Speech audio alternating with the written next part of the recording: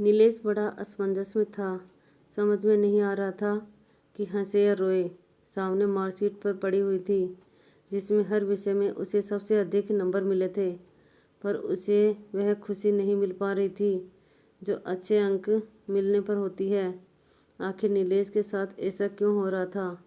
क्या हुआ था नीलेश के साथ? दरअसल नीलेश और कमल दोनों एक ही कक्षा में पढ़ते थे, पर दोनों के स्वभाव में बहुत अंतर था। जहाँ कमल शांत स्वभाव का था, वहीं नीलेश को हर समय कोई न कोई शरारत सूझती रहती थी। पढ़ाई में उसका मन ही नहीं लगता था। वहीं कमल पढ़ाई में अव्वल था। शिक्षक के हर सवालों का जवाब वह पट से दे देता था। नीलेश को इसी चीज़ की तकलीफ थी। खुद पढ़ाई में ध्यान न लगाकर कमल के हर क्रियाकलापों की कॉपी करना ही उसका काम था। कैसे उसे पीछे धकेले और नीचा दिखाए, बस इसी चक्कर में वह हमेशा लगा रहता था। इन सब के बीच में इस सब का सबसे बुरा असर उसकी खुद की पढ़ाई पर हो रहा था। इसी तरह एक बार लंच टाइम में जब कमल थोड़ी देर के लिए कक्षा से बाहर गया तो नीलेश ने उसके स्कूल बैग से विज्ञान की कॉपी चुरा ली, ताकि जब शिक्षक उससे कुछ पूछे तो वह जवाब देने की स्थिति में न हो। हुआ भी वही। शिक्षक की खूब डांट पड़ी कमल को। नीलेश तो मंद मंद मुस्कुरा रहा था। हर समय नीलेश मौके की ताक में रहता कि कैसे कमल को परेशान करे। एक तरह से वह कमल की वजह से हीन भावना का शिकार भी होते जा रहा था। उसे लगता था कि वह कभी पढ़ाई नहीं कर पाएगा। कभी कमल का पेन गायब कर देता तो कभी लंच बॉक्स में खाना ही नहीं रहता। कमल को परेशान देखकर उसे बड़ी खुशी होती थी। धीरे धीरे उसकी शरारत और हीन भावनाओं दोनों ही बढ़ने लगे। क्लास के दूसरे बदमाश लड़कों से भी उसकी दोस्ती हो गई थी, जो उसे हर समय उकसाते रहते थे। नीलेश की एक दोस्त थी, रितिका, जिसकी हर बात का वह मानता था। नीलेश की हरकतों को देखकर रितिका को बड़ी तकलीफ हो रही थी। उसने उसे समझाने की बहुत कोशिश की, पर वह हीन भावना का ऐसा शिकार हुआ था कि निकल ही नहीं पा रहा था। देखते देखते परीक्षाएं नज़दीक आ गई थी। नीलेश की पूरी कोशिश थी कि इस बार कमल को पहले रैंक पर नहीं आने देगा।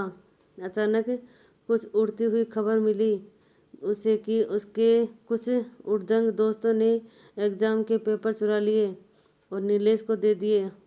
नीलेश की खुशी का कोई ठिकाना नहीं था। अब तो इस बार वह अव्वल आकर ही रहेगा। परीक्षाएं खत्म हो गई और कुछ दिन के बाद रिजल्ट भी आ गया। अपनी कक्षा में वह सबसे अव्वल था। उसने कमल की तरफ विजयी मुस्कान से देखा। आज उसने कमल को पीछे छोड़ दिया था। कमल को अपने कम नंबरों से थोड़ी निराशा जरूर थी, पर वह हारा नहीं था। उसने नीलेश को उसके सफलता पर बहुत बधाई दी और उसे गले लगा लिया। नीलेश असमंजस में पड़ गया था। क्या क्या करे क्या ना करे। अपने स्वभाव पर रोए या कमल की अच्छाई पर खुश हो। जिस लड़के को उसने परेशानी के सिवा कुछ न दिया था, आज वही उसे उसकी सफलता पर बधाई दे रहा था। पल भर में ही उसकी जीत की खुशी काबू हो गई और आईने की तरह उसके कारनामे सामने देखने लगे। बेईमानी से लाई गई रैंक पर उसे अब बड़ी शर्मिंदगी हो रही थी। सामने रखे अच्छे अंक भी उसे बार बार उसकी गलतियों का एहसास करा रहे थे। उसकी आंखों के कोरों से शर्मिंदगी के आंसू बहने लगे और अपनी गलतियों को सुधारने का मौका सूझने लगे। उसने मन में ठान लिया कि वह कमल से अपनी पिछली गलतियों के लिए माफ़ी मांगेगा और शिक्षक के सामने अपनी चोरी भी कबूल करेगा, चाहे उसे स्कूल से निकालना ही क्यों न पड़े। तभी सर ने आवाज़ दी, नीलेश यहाँ आओ, तुम्हारी क्लास में फर्स्ट रैंक आई है। मैं तुमसे बहुत खुश हूँ। बताओ तुमसे ये सफलता कैसे हासिल की। नीलेश बड़ा असमंजस में था। समझ में नहीं आ रहा था कि हंसे या रोए। शाम पेपर में मार्कशीट पड़ी हुई थी जिसमें हर विषय में उसे सबसे अधिक नंबर मिले थे, पर उसे वह खुशी नहीं मिल पा रही थी और जो अच्छे अंक मिलने पर होती है। नीलेश दबे कदमों से ब्लैक बोर्ड के सामने पहुंचा। सर, फर्स्ट रैंक मेरी नहीं कमल की आई है। मैं आप सभी से माफ़ी मांगता हूँ। मैंने चीटिंग की है। कमल को नीचा दिखाने के लिए मैंने पेपर आउट करा दिया था। सर, आप इसकी जो चाहे वो सज़ा मुझे दे सकते हैं। कमल, आई एम रियली सॉरी। मैंने हमेशा तुम्हें परेशान करता रहा पर आज तुमने मुझे गले लगाकर बधाई दी।